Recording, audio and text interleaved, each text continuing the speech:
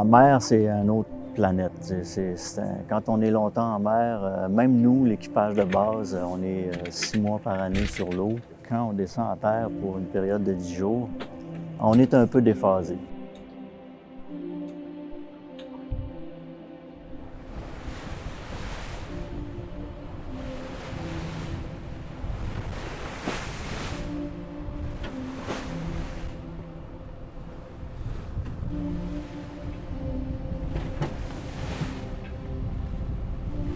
Avoir énormément d'horizons devant nous, moi je pense que ça crée quelque chose dans le cerveau qui nous fait un peu tomber dans un état second, là. Le fait d'avoir autant de vision périphérique autour, puis le mouvement, toujours être en mouvement aussi, c'est sûr que ça crée quelque chose au niveau physiologique sans doute.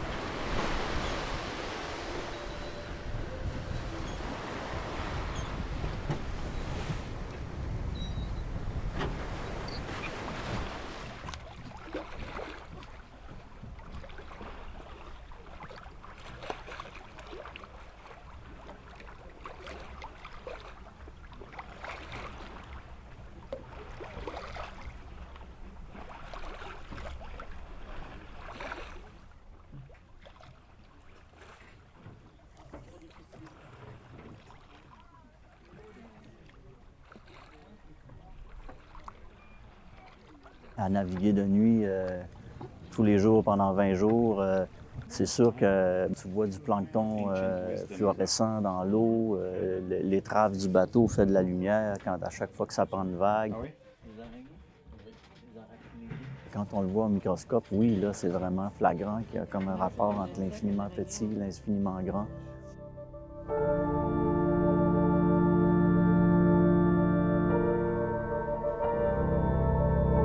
On voit briller la nuit, surtout dans les nuits noires, pas de lune, en pleine mer pendant plusieurs jours.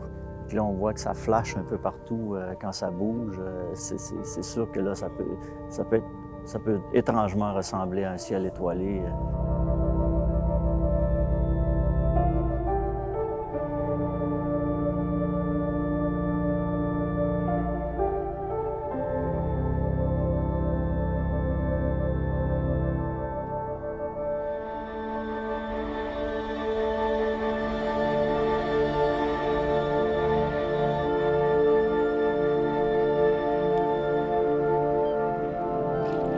C'est le fun visuellement de perdre l'horizon. Ça donne un sentiment d'impuissance, mais de puissance en même temps. C'est un petit peu comme le paradoxe entre prendre conscience que tu n'es rien, mais que tu es tout en même temps parce que tu fais partie de tout ça.